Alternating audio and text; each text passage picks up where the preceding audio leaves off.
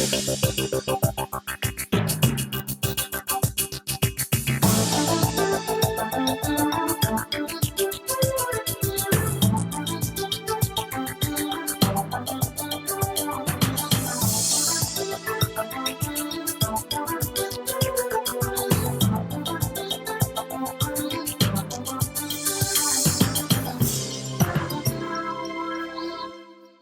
welcome and thanks for joining me for this episode of Understanding Business. This is UTLRadio.com, your business success and legal information station, and I'm Peter Lamont, your host.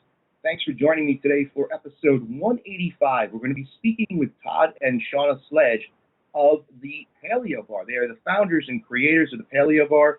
For those of you who watch the show Shark Tank, you might recall seeing them on season 6, and it was episode 27, and they introduced their product and their bar. We're going to talk to them today about a whole host of things that I think are going to be very, very valuable for our listeners, because this is the kind of story that we want to hear. We want to be able to learn how, a young couple was able to create a company essentially out of nothing and become very, very successful. So we're going to talk to them today. I'd like to welcome Shauna and Todd to the show. Thank you so much for taking the time to be here today. Hey, Peter, thank you for inviting us. Yeah, we're honored to be on the show. Oh, my pleasure. So, you guys have a really unique business.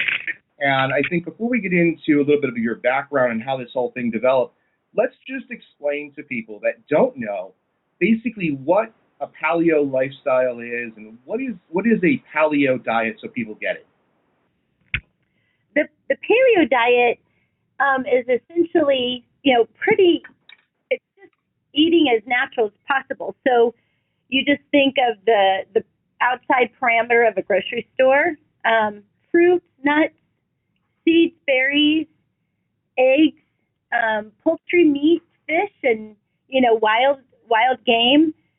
You stay away from dairy. You stay away from legumes, that's like green beans, peas, peanuts, and then grains. And that's essentially it. A lot of people think it's raw meat and rawr, you just eat the leg of a chicken, but it's cooked meat and just pretty basic ingredients. I've looked into it myself because I desperately need a little help losing weight. But the idea of the paleo diet is very interesting and appealing to people because it's unlike things that people might, equate it to, like perhaps the Atkins diet. It's totally separate, totally different. And it's a very cool idea.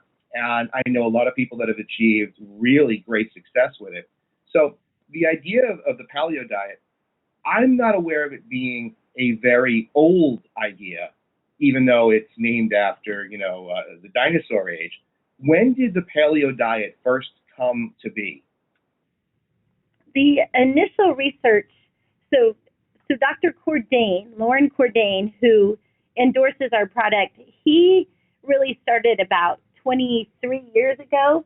And it's really funny. If you ask him, how old is the paleo diet, he'll say 2,000 years old. The cavemen were eating. But as far as, some mainstream popularity, I would say really in the last 3 to 5 years, in my circle, I've known about it a little bit longer than that, but for it to be kind of a more casually used word, I'd say the last 3 years. So it's kind of a new idea, and what we're going to talk a little bit about today is how you sort of developed a business out of and I want to say it's a relatively new popularized diet. So we're going to talk about that. But before we get into that, can we talk a little bit about your backgrounds? Because no entrepreneur just wakes up one day as an entrepreneur. There's a struggle, and it always generally starts with people who have had a career in something else, or they're doing something else, or they have multiple jobs. So can you guys tell us a little bit about, your journey? How did you start? Did you guys have regular jobs, and then did you decide, hey, I want to do something different? What is your background?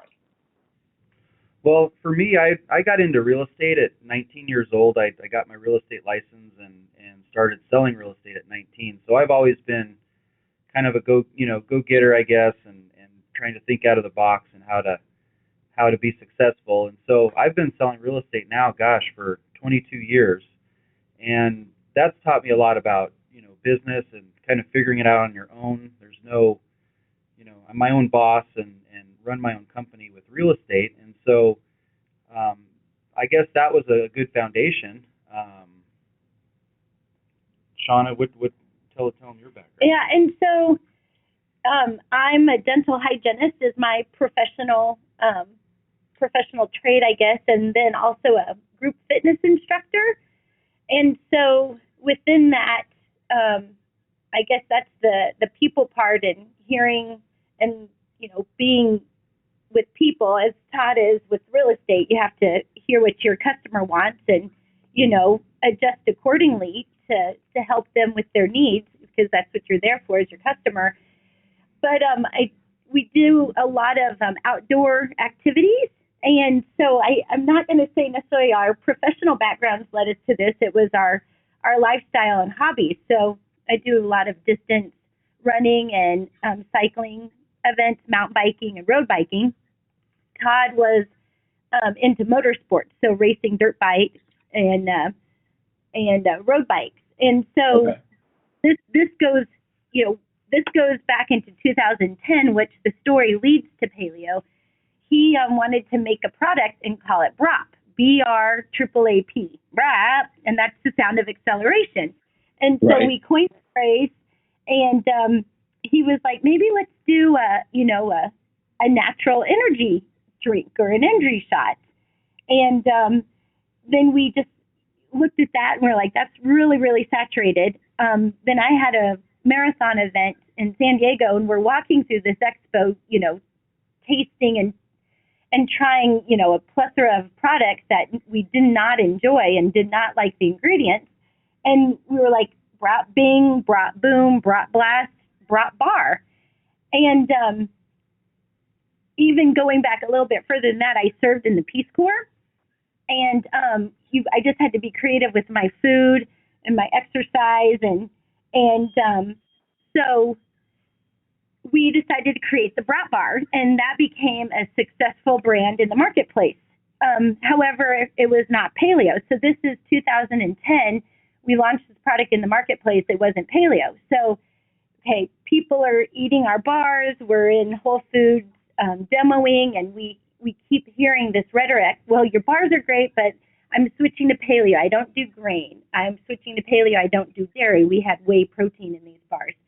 And we saw, I don't want to call it a trend, because I don't believe the paleo diet is a trend. I think it is a lifestyle.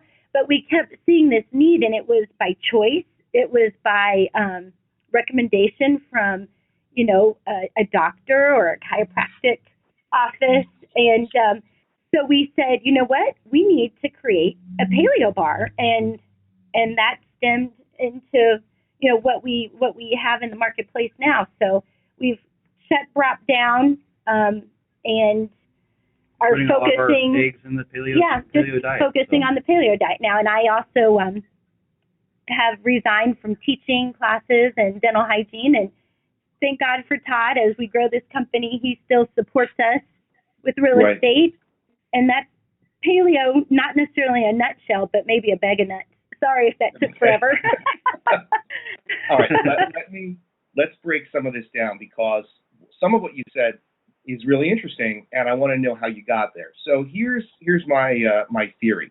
A lot of people that are wannabe entrepreneurs, they struggle with the fact that they've got a good paying job, they've got a paycheck coming in, and why do they want to take that risk and go out and start something else? Yet they want to do something, so they kind of do it half-heartedly, and it doesn't really go anywhere. Now, it sounds to me like you guys had some decent jobs. Real estate is a good business. Dental hygienist is a good job. So what made you say, all right, we are not necessarily completely satisfied with what we're doing. We want to do more. And the other thing, Shauna, I just want to add, when you were talking about, what you do, you're also a mom, and you guys have 3 kids, right? Correct. So you are super busy all the time. What would possess you? Like, what was driving you? What inside you said, hey, let's do something in addition to what we're already doing. Were you not satisfied with your jobs, or did you have just this desire to create a company? I think for me, it's just creating a legacy, right? I mean, you want something that your kids are going to be proud of you for, and it's not necessarily, our motivation isn't money driven. I mean, it's so satisfying to go into a grocery store. When we went out to film the Shark Tank, we stopped into Whole Foods in California just to pick up some ingredients for our props, and went in there and saw our product on the shelf. And not only that, I saw our product inside of a lady's shopping cart. And so I talked to her about it, and that was really cool. I mean, that's what drives me. I mean, that's really fun to create something that's out in the marketplace. And it's not the fame and notoriety. I don't want anybody to necessarily know who I am, but just to be able to have that mark out there and help people enrich their lives and give them something nutritious and beneficial. And that's kind of my piece is you tagged it. Sometimes I look in the mirror and I'm like, what are we doing? But when I have my 3 kids and I had the busy schedule and I want to eat paleo and I need something, in our very busy, rushed life, we created something that worked with our family and our nutritional needs and our lifestyle.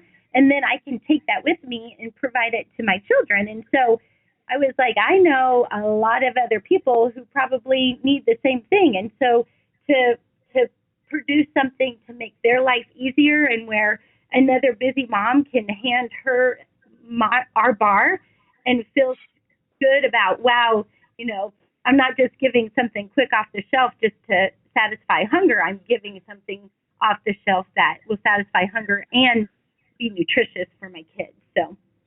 So it sounds like it's a combination of having this drive and desire to just, do great things in your life, combined with you having a need that you create, you fulfilled that need. We need to eat this way. And, it sounds to me like if you hadn't even started the business, you might still be making the bars for your own use.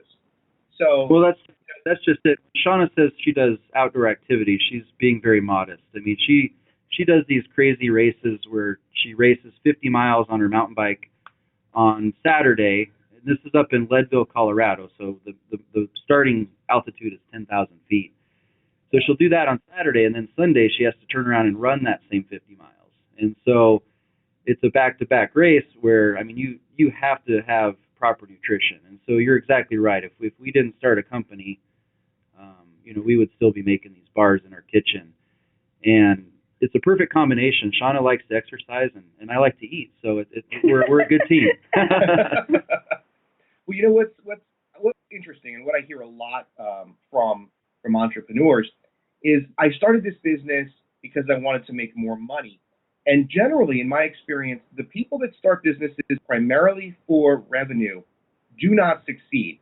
It's the companies that start businesses because they have this desire to do more, be better, introduce something, have an idea that they want to share. Those are the companies that seem to succeed because I think there's a level of passion that does not exist when you're just chasing a dollar. So would you guys consider yourselves to be passionate about, your product and your company? I would. I mean, we still aren't making money on this thing. And so if we were driven by money, we would have shut it down a long time ago because, right. We had no idea what we were getting into with starting a food company and how expensive it is. And at this point, we're self-funded. I mean, we've got one angel investor that's been just a godsend. And other than that, we've, been doing this on a shoestring budget. And so if it was about the money, we would have shut the door a long time ago. So we're definitely driven by passion. Yeah, you have to get used to seeing the color red for a couple of years, and that's exactly. I think every entrepreneur knows if you're in it just to make money, any successful entrepreneur, you're not going to make it. You have to have passion for what you're doing because the journey can be tough and it is up and down, and it's what I find is the hardest piece is we just jumped into starting a business in the food industry people have lots of opinions, and and so taste buds. yeah, and so we're just trying to create something useful and good, and it might not be for everybody, but we're just we're trying our best, and thank God for Todd. He knows some stuff about business. I still don't know anything about business, and and the journey the journey is it's a bumpy road, and it's a lot of trial and error, but one thing that we focus on is just okay, what's one thing today that we can do to move us forward, and so just to try to break it down into the simple steps, because you can get overwhelmed. And we actually, when Shauna mentioned the BRAP nutrition bars, and we actually started those in our kitchen, but then we figured out, okay, we can't cook these in our kitchen because the public doesn't want our germs and our dog hair in there, and so we have to go rent a commercial kitchen. And so we would go and rent a commercial kitchen 2 nights a week. We'd work our day jobs, and then at 9 o'clock at night we'd go into this commercial kitchen and cook bars for basically all night. And we didn't that facility didn't have a packaging machine, and so we cooked for 5 hours, and we had to clean the kitchen. Well, then we took all of our bars down to Denver, which is about an hour drive, and dropped them off at a packaging facility. And this was like at 2 o'clock in the morning. We finally get there, and they gave us a key, and they said, okay, leave them here, and we'll package them in the morning. Well, we would do that, and then we'd drive home, and then go back to work at 7 a.m., 8 a.m. Actually, Shauna was teaching classes at 6 a.m., so she was running on 2 or 3 hours of sleep. Those nights, she would sleep in the car on the way back from Denver, type of thing. And so, I mean, it's just when you have that passion, though, you're driven, and that stuff. I mean, when we look back on it, we just are like, wow, that was crazy. But when we were in the moment, we just did it because that's what we had to do to try to make it work. Right. And so I think that passion is what really fuels you, and is what gives you the energy to do this stuff. I think the hardest part about doing this business is, I've taught for over 17 years. I practiced dental hygiene in the same office for 17 years. So I know my people. I knew the industry. It wasn't like I had to, obviously you keep up with what you're doing and new developments, but I felt like I knew it. And with starting this business, you don't just get to execute. You have to first learn, then execute. Oh, then the next thing, learn it, and then execute it, from packaging and design and marketing. And it's setting the timer on the oven. We've burnt so many bars. yeah. And so that, I think, has been the hardest part for me is, I didn't know anything about food and producing food for the marketplace and barcodes and licensing, right. Just the little pieces, now I do. And, we welcome anybody who wants to start a company, whether you want to make a paperclip or you want to make another food bar, reach out to us. We'll give you a very dumbed down template of these are some of the things you have to do, because it doesn't matter what you're making, there's just still some pieces of the process that always have to be in place. So. Yeah, and that's one thing that we've vowed to pay it forward, because throughout this process we've run into some just amazing people, and it's fun to see other successful people, and the really successful people are willing to share their knowledge and help others to grow, because they don't. I think that's amazing. That's a good quality, and the people that we've met through this process have just been incredible. And so Shauna and I have always said, gosh, if we ever are successful, we want to pay that forward and help other people, help pave the way for them as well. And so, we, like she said, we're happy to talk to other wannabe entrepreneurs and people that are thinking about starting something and giving them our story. Well, that's an amazing thing in and of itself, aside from your story, because while the very successful entrepreneurs are willing to give and share, and they don't feel that, hey, if I give you some information, you're going to compete with me, even though you're not even selling the same product, there's a lot of egotism and self self-centered attitudes when it comes to business in general. And it's a very cutthroat world, and it seems as as our children grow in this world, it gets worse and worse and scarier. So to have somebody be willing to say, "Hey, look, if you need help, we'll share our experience with you," is a really unique and great thing. And while you've met a lot of people that have been willing to help you, I would bet that the vast majority of people that have gone to other successful or semi-successful entrepreneurs and asked for help have been turned down. That's a terrible way that our world is. But the fact that you're willing to share that and help people is such a great and commendable thing. So, that to me, that means a lot, as you guys, as a company. Those are the kinds of companies that I want to purchase products from. The one that care about the people and are decent people and not just looking for money. So that's a great quality. That's a great thing.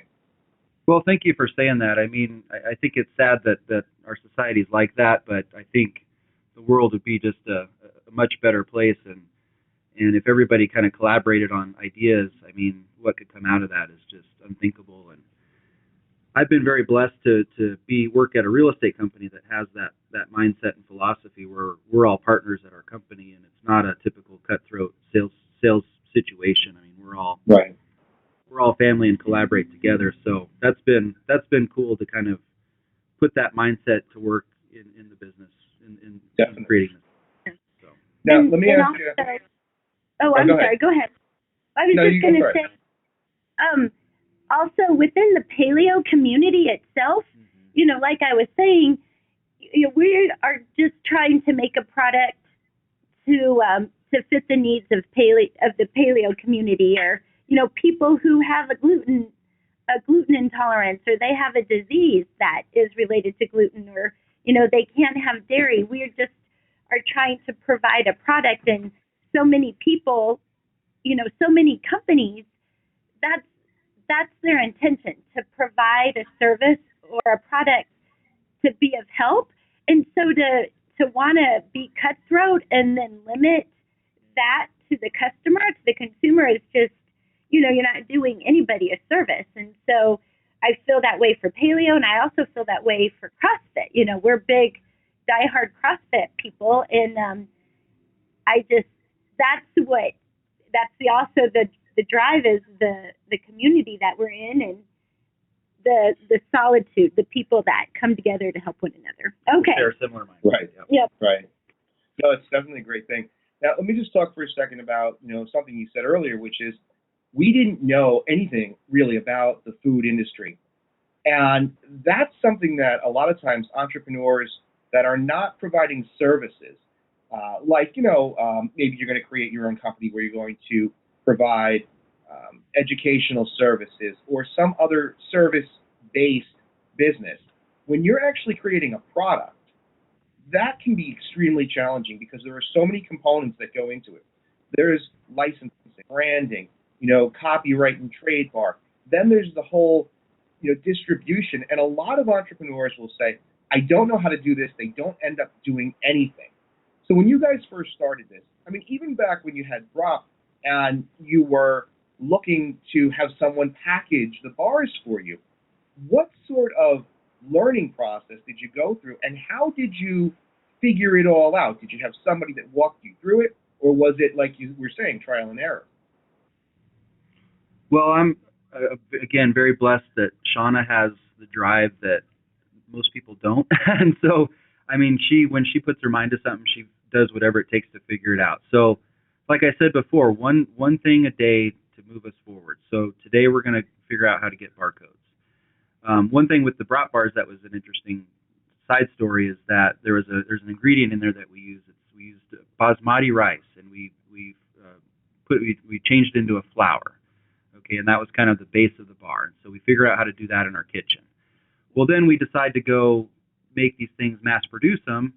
Well, you can't find basmati rice flour in bulk, and so we were just taking raw rice, and we bought a milling machine, and we made our own flour, and just assumed there was flour in the world to be bought. Right. Yeah. So now when we go from making in our kitchen to now we need 25-pound bags of this stuff, and how do we source that? And so it was just, we cold called Lundberg Farms out in California, and we said, hey, we're this tiny little mom and pop company. We, they're thinking, okay, do we need, how many pounds of this stuff do you need? Do we sell them by the tens of thousands, and said, oh, can we get, 100 pounds to start, and they just laughed at us. They're like, no, that we don't do that. Our minimum order is like 10,000 pounds. Yeah, because they have to shut down to mill this stuff for us. And so anyway, just persistent, Shauna just kept on the phone with them and said, come on, guys, we just, we need some help here, and talked them into milling 5,000 pounds for us. And that was going to cost us $5,000, and we had, I think, $10,000 in our bank at that time. And so, okay, are we going to commit to that? And so just. Well, and that's just props to Lundberg Farms. I am gonna name drop because they're this huge company that sells rice and other products, and here they are helping just two, schmucks in the world. Because of your persistence. Yeah, but they're just, we were persistent, but they were kind. They were just nice people and said, you know what, we can do this for you. Mm-hmm. And we had a semi truck back up into our neighborhood, our cookie cutter neighborhood, with pallets full of flour, and a neighborhood kid helped us unload bag after bag of flour in our garage so we could get them to our manufacturing facility. Yeah. So. It wasn't the typical moving truck. Yeah. Now let me ask you this. They were kind enough to do it for you, but how many other places did you call and have them tell you absolutely not? Quite a few, because they said, well, you're not big enough to have a wholesale account. You're not big enough for this. You don't have a credit history. That kind of stuff is just maddening. Well, we're trying. Yeah, our intention's good, and we're working. We got a great thing. Yeah. And so, but that just goes to show you how, if you are persistent, even though people are telling you no, and you're not this and you're not that, and you don't have this and don't have that, you could have very easily said, hey, listen, Todd, this isn't going to happen. I can't find anybody. But that persistence and that mindset of, all right, I'm not going to be disheartened. Maybe I'm frustrated, but I'm going to keep going and going because I know somebody out there is going to help me. That's really an important point for people to understand. It is. I mean, you have to learn to hear no a lot. And luckily for me, I wasn't very good at dating growing up, so I heard no a lot. But no, I mean, it's seriously, you do hear that word a lot, and it does push you down, and you just either make the choice to keep moving forward and ask again, or give up. And so far we're still asking. So now, once you started making some progress and moving forward, what about the more intricate parts of the business, such as, did you know anything about trademark? Did you work with a lawyer? Did you start researching this on your own? And how did you come, about learning about food handling rules, and how did that happen? I think our first people that we give props to on that is the people that we rented the commercial kitchen from, and they're a little local salsa company here, and they make salsa a couple days a week, and then they rent out their kitchen the rest of the days, and they put together this great package of what to do if you want to start a food company. Yeah, with the health department. And so they helped us with all the health department stuff, what was required there. We also have CSU here in Fort Collins, and they have a food lab. We learned, we have another friend that started a kind of a margarita, a bottled margarita, and she told us, hey, you go down to CSU Food Lab and they can do your nutrition labels, and so it was lots of research on the internet. You have to have a barcode. Where do you get your barcodes? You have to have ingredients label. You have to have a nutritional label. What kind of packaging is safe for the blanched almonds in your bars so they don't get UV lighting and their shelf life is compromised. You have to do what's called a water activity, and that's the molding rate of your product, so that you know what best buy date to put on there. Right. Yeah, Yeah, just lots of stuff, and like Shauna said, just asking a lot of questions and doing a lot of research. So for instance, with the paleo bar, we decided, okay, we want to make a paleo product, and paleo is a name that anybody can use, but the Paleo Diet is the trademark that we have, and we have an endorsement for. And so we reached out to Dr. Cordain and said, we're going to make a product line under our other company. We're going to call it Paleo. What does that look like to you? And he said, you can call it, I've said this before, paleo, schmaleo, whatever, but it cannot be the Paleo Diet. That's my trademark. So we said, okay, well, what would it take to potentially use your trademark? And at the time, he was actually being courted by a company in Boston and in Chicago. And he said it just had to have attributes of amino acids and, be pretty well rounded in energies of the carbs, fat, and protein. And so we're okay, amino acids. So amino acids come from meat or eggs, and we weren't going to make a meat bar. So we, said, okay, we need to use egg white protein, and just started mixing this in the kitchen. And I don't even like to cook. That's the irony.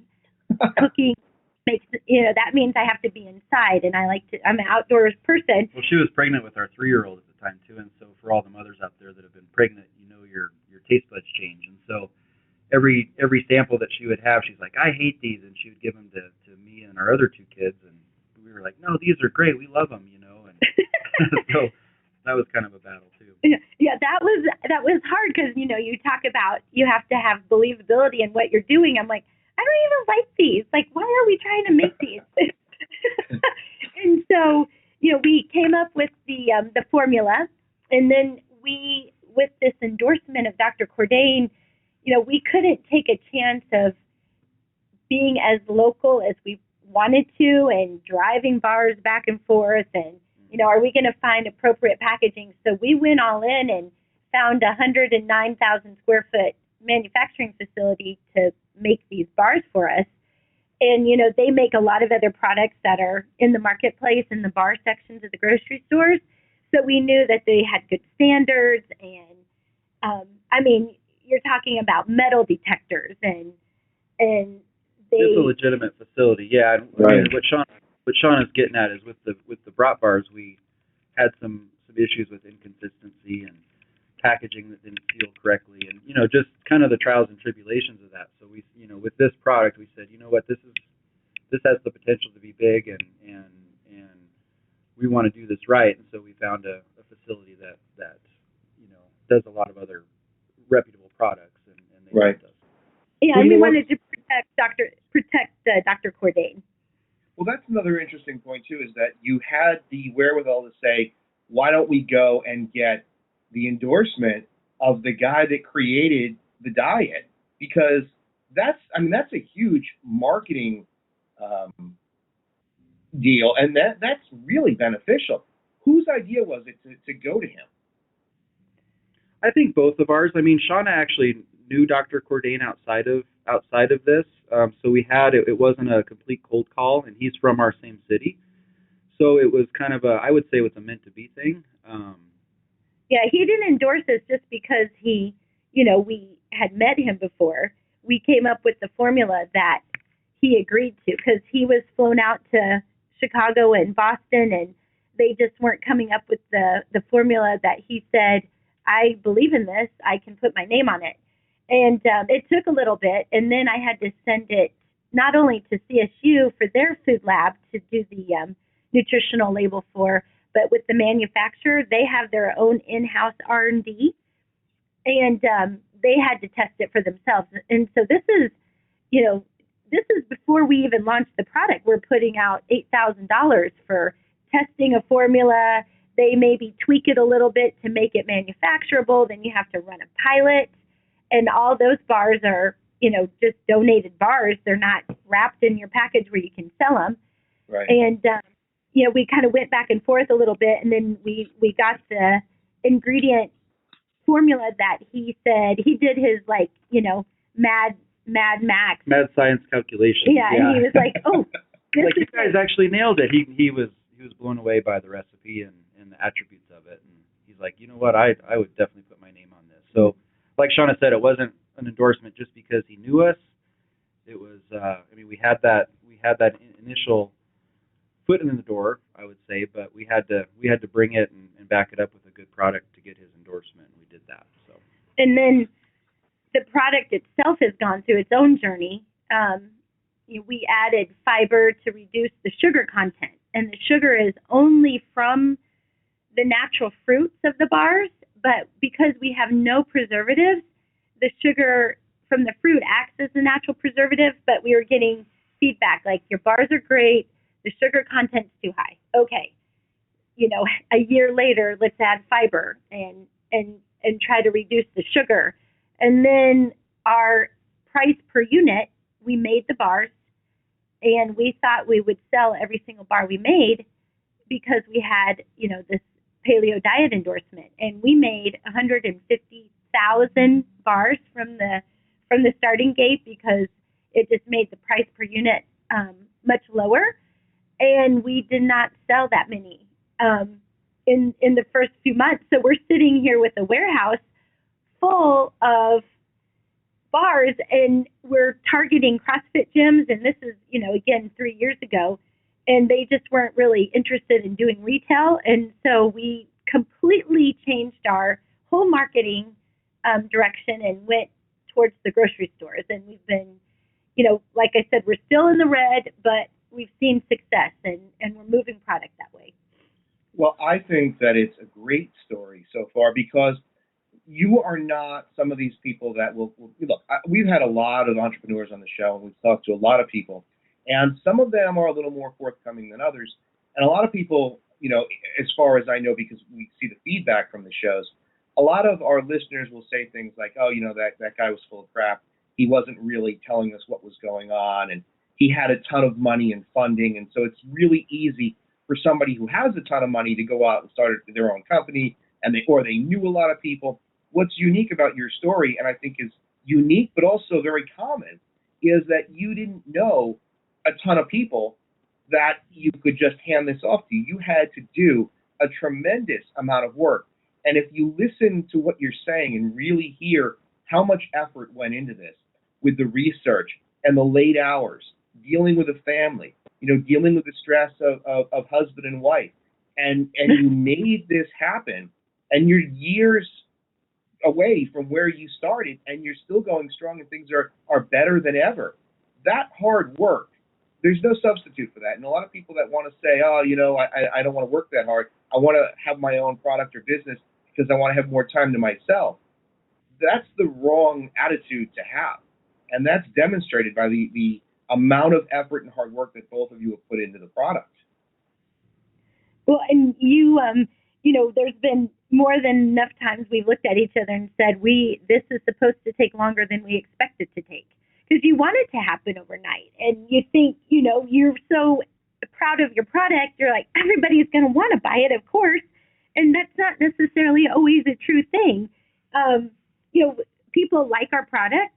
Every once in a while we get negative feedback. When we first launched, we got some negative feedback, and we listened, and we changed the formula a little bit to make it better. And, and it's painful to get negative feedback. But again, if you're trying to be there for your consumer, you have to take that as, this is not necessarily something I want to hear, but something I need to hear. And, right. There was so many times I'm like, don't taste it and have a crunchy face, Right. It takes longer than you think. It's, I think you're exactly right. There's been days where it's like, come on already. We need a break, and, we got to keep moving this thing forward, and it seems like we're taking 2 steps back, but then the next day we'll take 3 steps forward. And so right. It's not an overnight thing, and anybody that, those overnight success stories are so rare that you just have to keep driving. So yeah, it's a marathon. It's definitely not a sprint. Now let's talk about this idea of listening to your customers, because listening to your customers is such an important quality in a successful company. A lot of people will say, this is the product I want to make, and you're going to love it because I love it, and they're not willing to be flexible and listen to this feedback and change. And you guys are a prime example of a company that has listened and given the consumer what they want. And you know, I want to talk about that versus the idea of haters, because every business, every entrepreneur, you've got haters. You've got people that are going to criticize. How do you mentally deal with the negative feedback that you know you can take something from and make a better product, and those people that just hate? How do you mentally handle that? You know, I'm sure there were days where you were down on what you were doing and things weren't going well. And then if you saw some negative feedback, you know, how did you manage to not get so down? How did you manage to handle that? I think when you go into the grocery aisle and you see how many, or how many different bars, how many different products are out there, I think you just have to remind yourself, okay, with the food industry, you're not going to please everybody. And so, there's times when I've eaten something and I'm like, oh, that's horrible. I don't voice my opinion like some people do on the internet these days. But, so I think you just have to remind yourself, you know what, this product isn't for everybody, and that's okay. Now that we've started getting some publicity and notoriety, and especially going on Shark Tank, there was a blog that went out last week, in fact, that a guy saw us on Shark Tank, and he's like, well, what does her husband, he doesn't know the story, so he's like, what does her husband do? And he's probably just a bum, and she probably needs to just dump her husband and go, and then her company will be successful, and so they don't know the backstory, and you just have to chuckle at that. I mean, yeah, part of you is like, you know what, I want to get on the phone and tell you exactly what her husband does.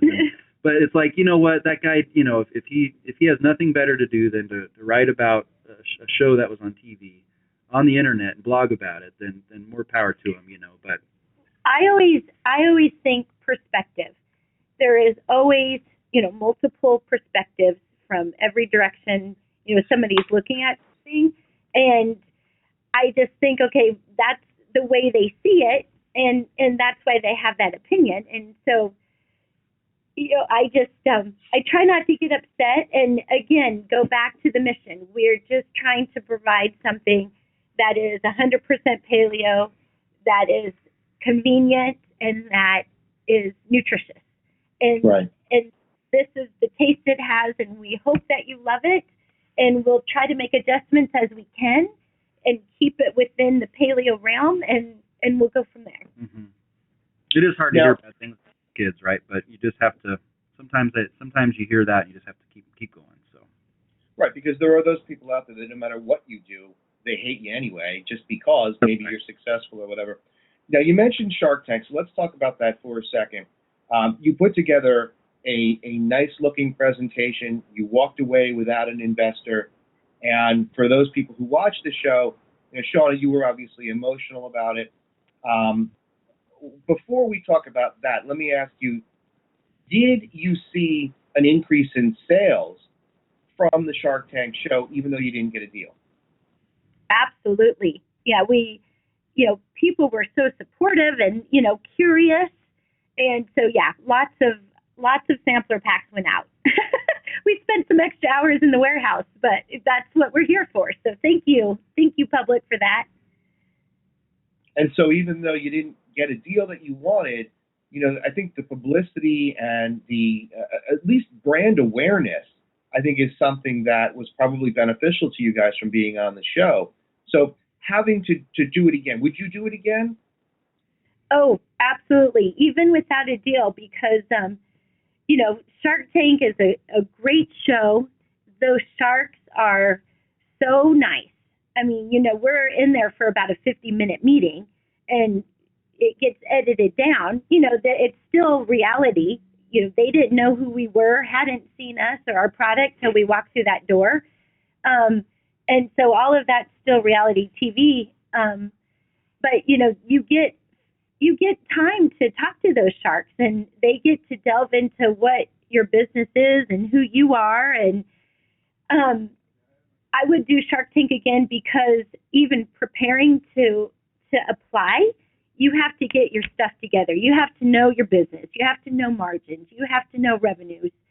And, I'm going to say I wasn't really paying attention to that before we applied for Shark Tank. I was just trying to make the bars and get them out, whatever that took. And then to understand, okay, this is how you run a successful business. That's a whole other piece of the puzzle. And so the prep work to get onto Shark Tank, and I think there's 45,000 applicants, and they invite 150 to California to pitch, and then I think only 104 are televised.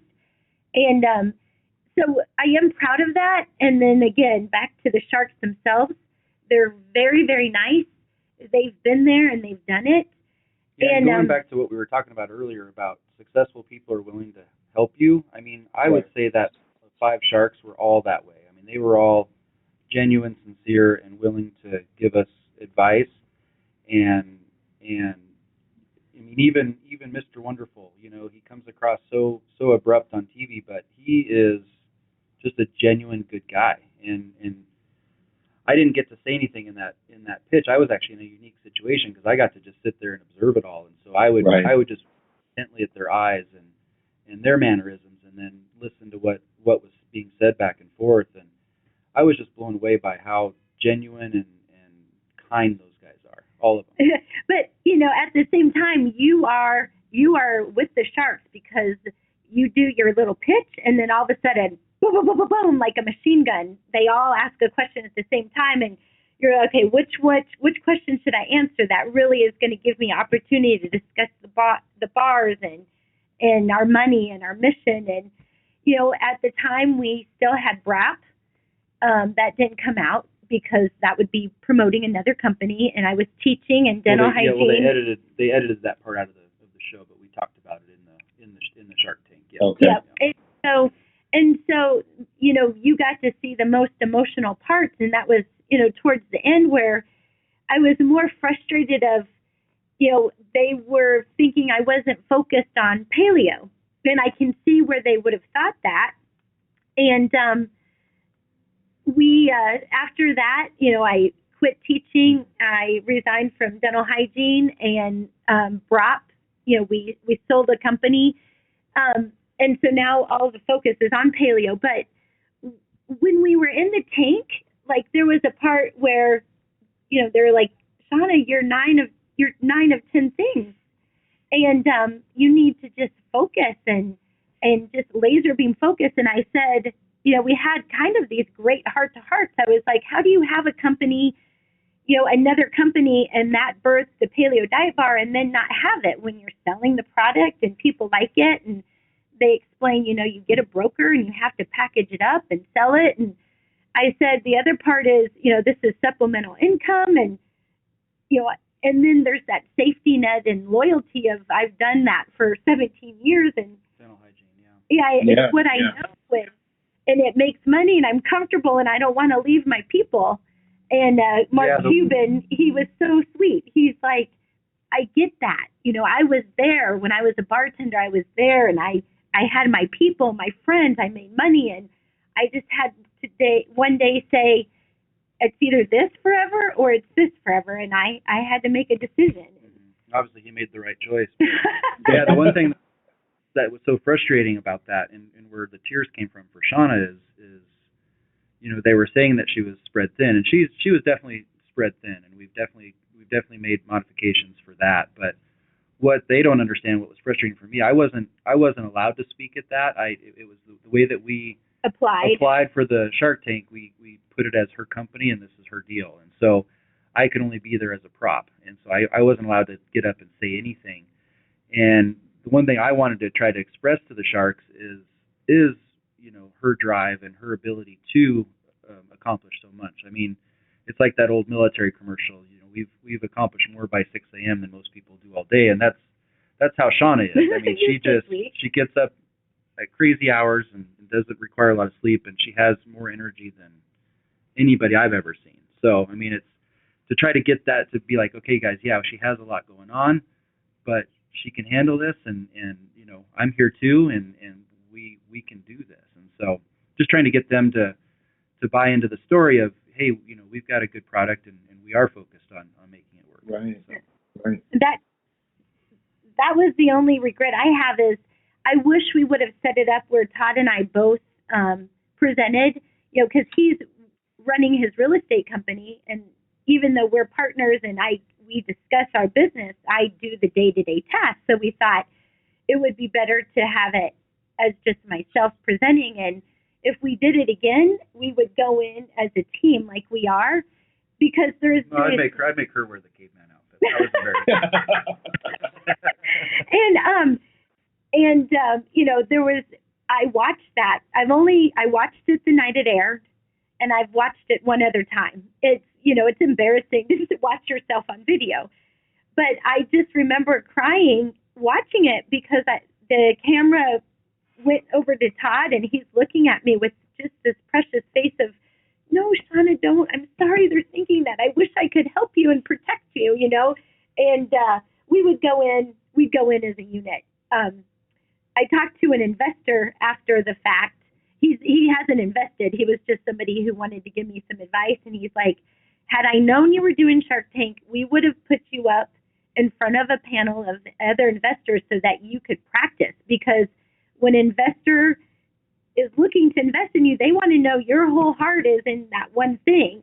And he's like, I would have prepped you. I would have helped you. And not to any fault of the show or anything, but the producers, leading up to going to pitch, they really made it seem like, okay, this is actually beneficial that we.